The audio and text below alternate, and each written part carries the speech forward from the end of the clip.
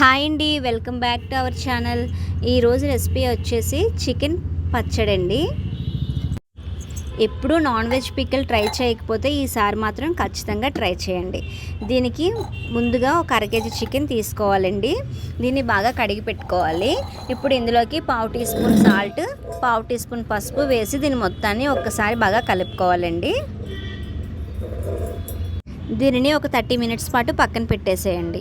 ఇప్పుడు స్టవ్ మీద ఒక కడాయిని పెట్టుకొని అందులోకి 2 స్పూన్స్ ధనియాలు, 1 స్పూన్ ఆవాలు, 1 స్పూన్ జీలకర్ర, 1 స్పూన్ మెంతులు, 4 యాలకులు, 5-6 లవంగాలు, ఒక దాల్చిన చెక్కను వేసి ఒకసారి దీన్ని మొత్తాన్ని బాగా వేయించుకోవాలండి.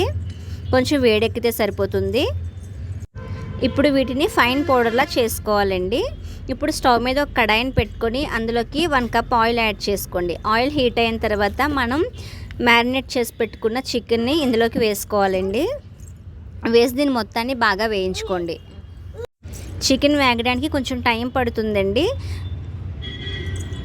ఇలా ఈ విధంగా వేగిన తర్వాత దీన్ని ఒక ప్లేట్లోకి తీసుకోవాలండి.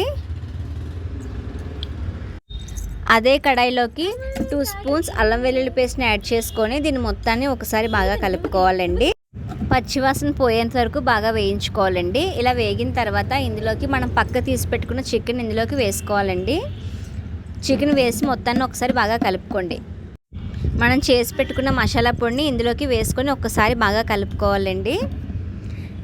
ఇప్పుడు ఇందులోకి 1/2 కప్ సాల్ట్, 1/2 కప్ కారం యాడ్ చేసుకొని ఒకసారి మొత్తాన్ని బాగా కలుపుకోవాలండి. ఉప్పు కారం వేసుకున్న తర్వాత ఒక్కసారి దీనిని 3 నిమిషాల పాటు అలా వదిలేసేయాలండి. మంటను లో ఫ్లేమ్లో ఉంచేసి తర్వాత స్టవ్ ఆఫ్ చేసేసుకోండి. ఇది కంప్లీట్గా చల్లారిపోవాలండి. ఇప్పుడు ఒక నిమ్మకాయని తీసుకొని నిమ్మకాయ రసాన్ని ఇందులోకి వేసుకోవాలండి. కంప్లీట్గా చల్లారిన తర్వాత నిమ్మకాయ రసం వేసుకోవాలి.